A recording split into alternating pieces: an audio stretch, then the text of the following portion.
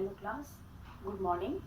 आज हम हिंदी में पाठ 13 हिरोशिमा की आग का अध्ययन करेंगे। हिरोशिमा की आग पाठ जो हम अध्ययन कर रहे हैं ये 1945 में अमेरिका ने जापान के दो शहर हिरोशिमा और नागासाकी, इन दोनों शहरों पर परमाणु बम गिरा दिए थे, जिससे ये समझ लीजिए कि आपके दोनों शहर लगभग पूरी तरह समाप्त हो गए।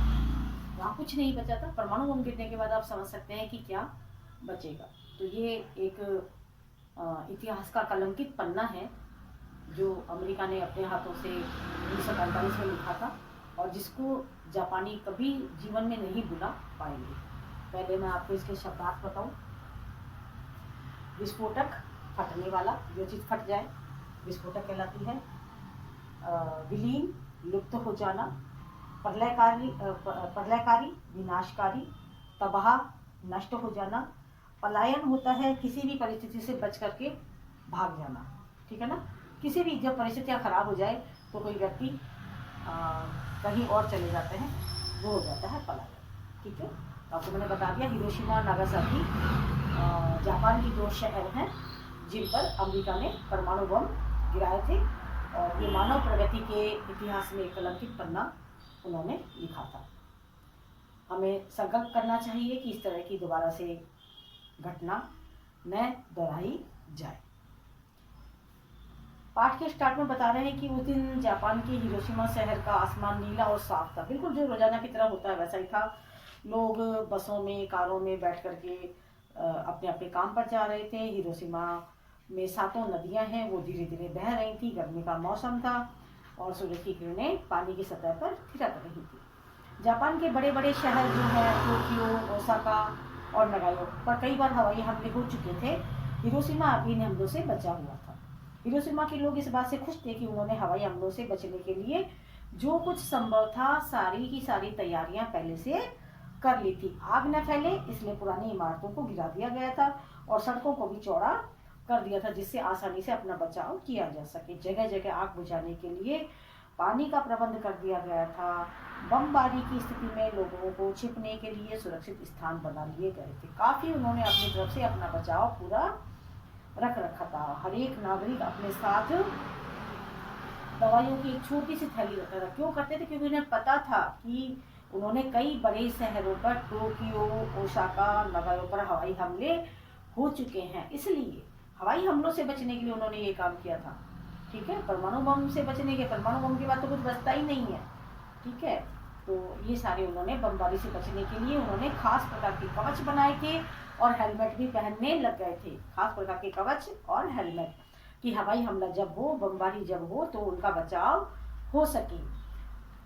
उस समय एक बच्ची है, वो माई नाम है उसका, 7 साल की थी। वह हिरोशिमा में अपने माता पिता के साथ रहती थी। कल ही उसका चचेरा भाई गांव से आया था।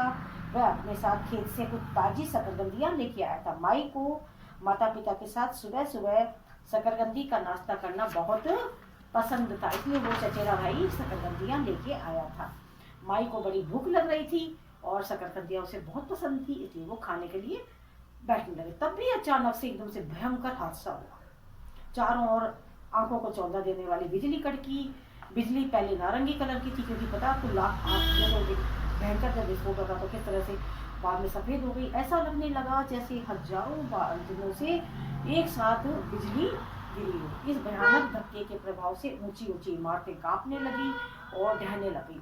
मतलब सब कुछ, जितनी ऊंची ऊंची इमारतें सब नीचे गिर करके आने लगी। इस पहले से कुछ पहले ही अमेरिकी वायुसेना के विमान इनोला बी ने हिरोशिमा के ऊपर से उड़ान भरी थी। उसने ही इस विस्फोटक बम को गिराया था, परमाणु बम को गिराया था। यह कोई साधारण बम नहीं था, यह एक एटम बम था।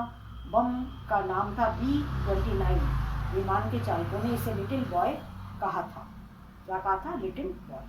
लिटिल बॉय हिरोशिमा शहर पर 6 अगस्त 1945 को सुबह 8:15 पर गिराया गया।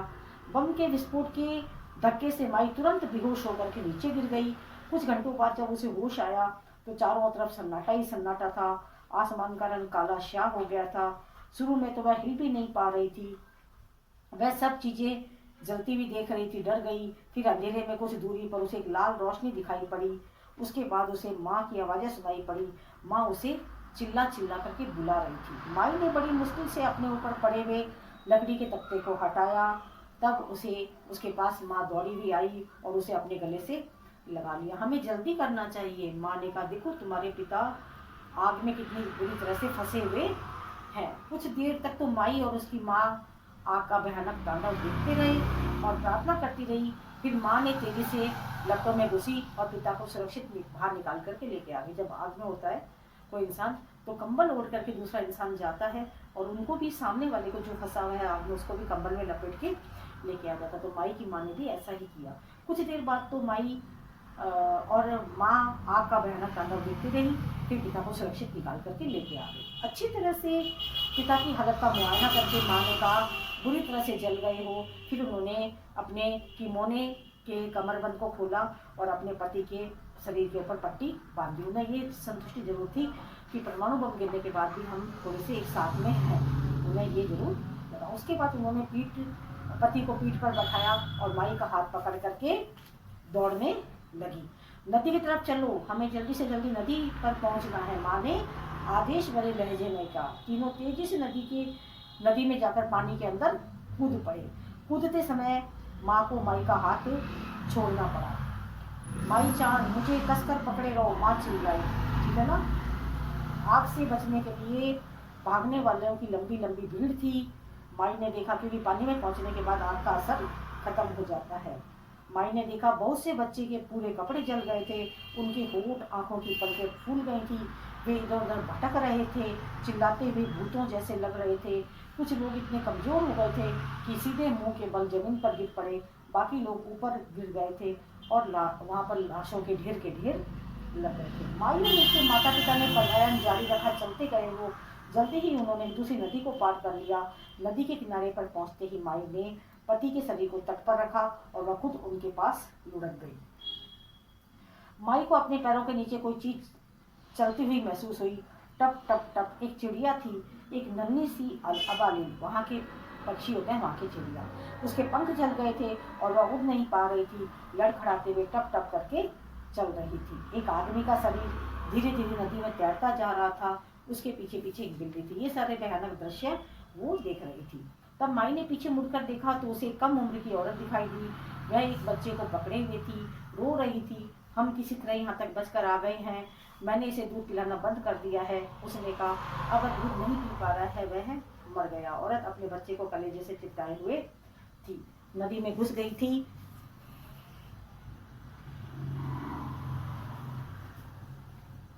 ये दूध नहीं पी रहा है, कलेजे से लगाई थी उसे, गहरे पानी में गई। अंत में माई की आंखों से ओझल हो गई, वो पानी में कूद गई। इस बीच आसमान और काला हो गया, बादल गरजने लगे। फिर बारिश अचानक से होने लगी। चिपचिपी बारिश थी क्योंकि वहाँ एसिड ही एसिड हो गया था, उसका रंग भी काला था।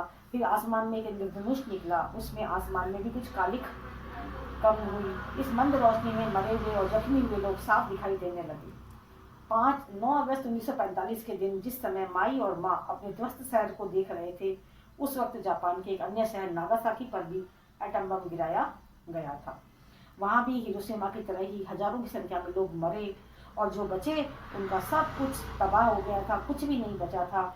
मरने वालों में केवल जापानी ही नहीं थे, बल्कि अन्य देशों के, कोरिया के, चीन के, रूस के, इंडोनेशिया और अमेरिका के लोग भी शामिल थे। एटम बम जैसा प्रलयकारी विस्फोटक दुनिया से पहले कभी नहीं इस्तेमाल किया गया था। इसकी तबाही की क्षमता 1000 साधारण बमों के साथ फटने से भी ज़्यादा थी। 1000 बम, साधारण बम फटे उससे ज़्यादा इसकी थी। इससे निकलने वाली विषैली रेडियोधर्मी किरणें सालों तक लोगों को बीमारी और मौत का कारण बननी थी। हर एक साल 6 अगस्त वाले दिन हिरोशिमा के लोग एटम बम से मरने वाले लोगों के नाम को कागज की लालटेन पर लिखते हैं और लालटेन को जलाकर हिरोशिमा के बहने वाली 7 नदियों में छोड़ा जाता है। धीरे धीरे नदियां अपने साथ मरने वालों की याद में बनी लालटेनों लेकर समुद्र में विलीन हो जाती है। इस तरह से वो उनको श्रद्धांजलि देते हैं। इस तरह से अमेरिका ने हिरोशिमा नागासाकी दोनों के ऊपर जो परमाणु बम गिराए, वो पूरे इतिहास ने उन्हें काफ़ी वो दिया, बुरा काम बताया। पर क्या था, अमेरिका जैसा एक देश जो बहुत विकसित देश है, उसने इस तरह का काम किया और अपने मतलब किसी भी, अगर आप संपन्न हैं, आप परमाणु शक्ति संपन्न है, तो आपको किसी को नुकसान पहुंचाने की जरूरत नहीं। आप उसे अपनी तरक्की में लगाइए, उस परमाणु शक्ति को अपने विकास की तरक्की में लगाना चाहिए। लेकिन अमेरिका ने कई बार ऐसा काम किया है। हिरोशिमा नागासाकी को तो उन्होंने बिल्कुल ही समाप्त कर दिया था। आज जापान वापस से मेहनत के बल पर वापस अपनी तरक्की करके विकसित देशों में आ गया है। जापान ने बहुत मेहनत की है। 1945 के बाद उसने हिम्मत नहीं हारी और वो लगातार मेहनत करता रहा टेक्निक के बल पर, और हर तरह से वो आज विकसित देश बना हुआ है। कल हम इसके प्रश्नोत्तर करेंगे। आज आप इसके शब्दार्थ कर लीजिएगा। Thank you.